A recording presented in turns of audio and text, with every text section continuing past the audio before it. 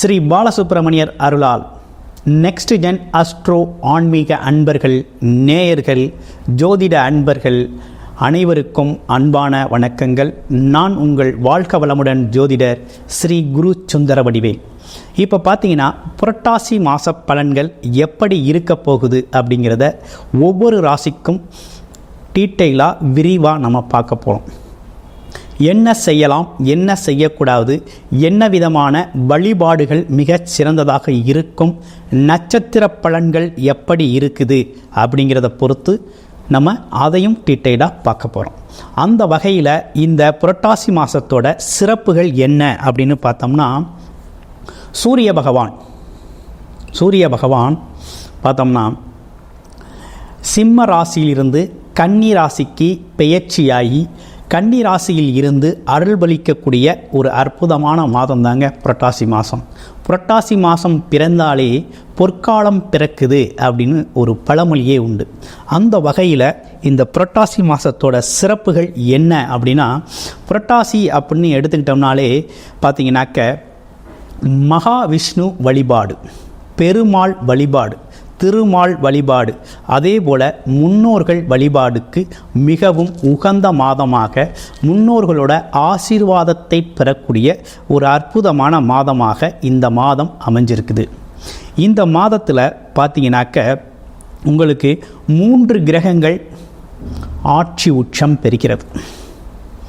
சனி பகவான், சுக்கிர பகவான், புதன் பகவான், இந்த 3 கிரகங்களும் ஆட்சி உச்சம் பெறக்கூடிய ஒரு அற்புதமான மாதம் தாங்க இந்த புரட்டாசி மாதம்.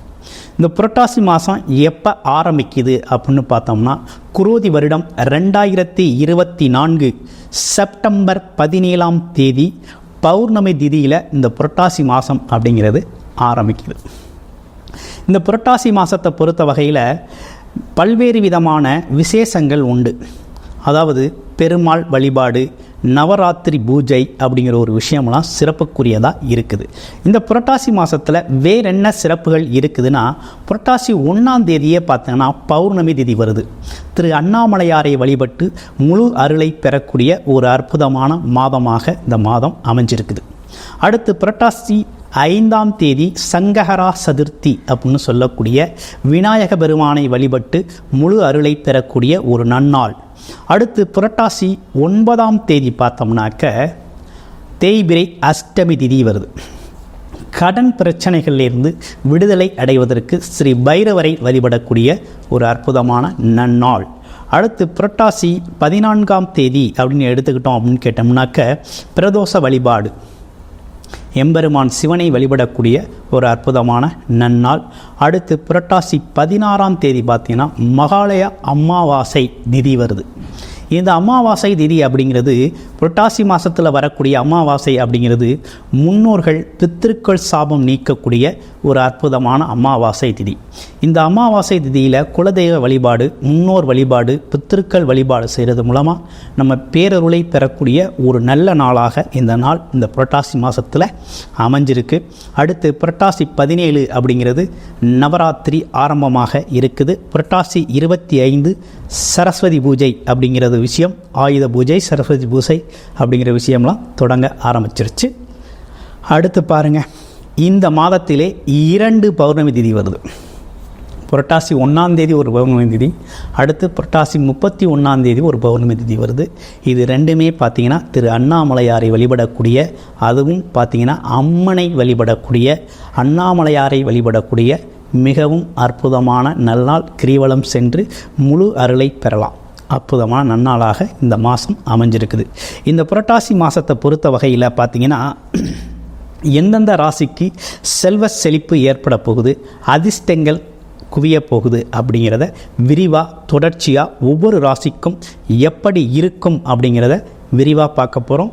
இந்த மாதத்தில் பார்த்தீங்கன்னா 3 கிரகங்களோட ஆட்சி பெற்ற நிலையிலையும் புதன் பகவான் பக்ரம் பெற்ற நிலையிலையும் இந்த மாதத்தில் இருக்குதுங்க.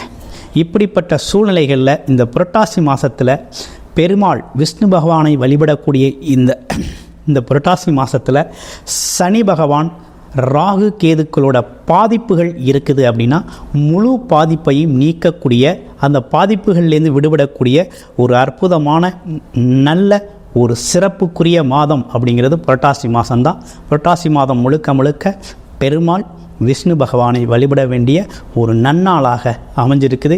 இதில் உங்களுடைய ராசிக்கு என்ன விதமான அதிர்ஷ்டம், செல்வ செழிப்பு, குடும்பத்தின் மகிழ்ச்சி எப்படி இருக்குது அப்படிங்கிறத விரிவாக பார்க்கலாம் வாங்க. கும்பராசி நேயர்களுக்கு எப்படி இருக்குது அப்படிங்கிறத பார்க்க போகிறோம். கும்பராசி அப்படின்னா காலச்சக்கரத்தின் 11வது ராசி தான் கும்பராசி. கும்பராசியோட அதிபதி பார்த்திங்கன்னா சனி பகவான். சனி பகவான் பார்த்திங்கன்னா பக்ரவம் பெற்ற நிலையில் ராசியிலேயே இருக்கிறார். அப்போ 7.5 சனி அப்படிங்கிற ஒரு காலம் போய்கிட்டு இருக்குது. அதே நேரத்தில் பார்த்திங்கன்னா சென்ம சனி அப்படிங்கிற ஒரு விஷயமும் நடந்துக்கிட்டு இருக்குது. இந்த காலகட்டத்தை பொறுத்த வகையில் உங்களுடைய எண்ணங்கள், எதிர்மறை எண்ணங்கள் கொஞ்சம் அதிகமாக இருக்கும். எதிர்மறை எண்ணங்களை பார்த்திங்கன்னா கொஞ்சம் குறைச்சிக்க வேண்டிய காலகட்டமாக இருக்குது. உடல் ஆரோக்கியத்தில் கொஞ்சம் கவனம் எடுத்துக்கணுங்கிற அமைப்பு அப்படிங்கிறது உங்களுக்கு அவசியம் தேவைப்படுது. ஆமாம், அதே நேரத்தில் உடல் ஆரோக்கியம், மனம் ஆரோக்கியத்தில் கூடுதல் கவனம் எடுத்துக்கணும். வார வாரம் ஆஞ்சநேயர் கோயிலுக்கு வழிபாடு செய்கிறது அப்படிங்கிறது ரொம்ப நல்லது. ஆமாம், அதீதமான எண்ணங்கள், அதீதமான ஆசைகள் இந்த காலகட்டத்தில் உருவாகிறது அப்படிங்கிறது சகஜம்தான். அதே நேரத்தில் வேலை தொழில் சார்ந்த விஷயங்கள் எப்படி இருக்கும் அப்படின்னு பார்த்தோம்னா எதிர்பாராத வகையில் வேலை தொழில் விஷயங்கள்லாம் பார்த்திங்கன்னா அதிகரிக்கும். வேலைப்பளி அதிகரிக்கக்கூடிய காலகட்டமாக வேலை பார்க்குறவங்களுக்கு இருக்குது. அதே நேரத்தில் தொழில் சார்ந்த விஷயங்கள்லாம் பார்த்திங்கன்னா புது புது தொழில் வாய்ப்புகள் வரும்.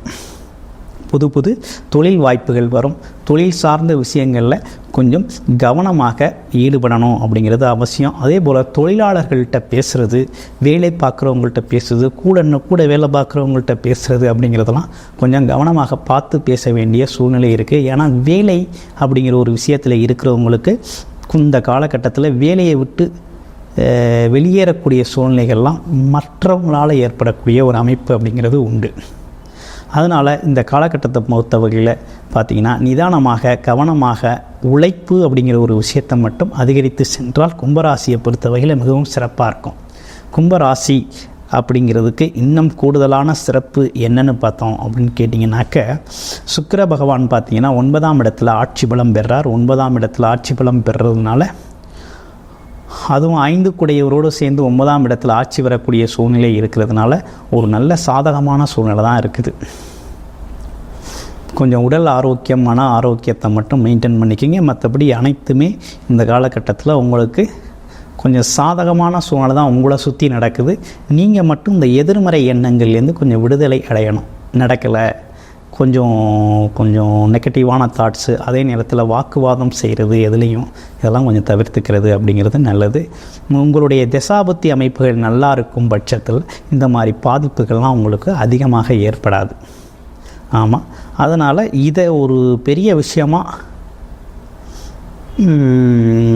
மனதில் போட்டு குழப்பிக்காமல் நீங்கள் அன்றாட பணிகளில் முழுமையான கவனம் செலுத்தி பயணம் செய்கிறது அப்படிங்கிறது ரொம்ப முக்கியம்.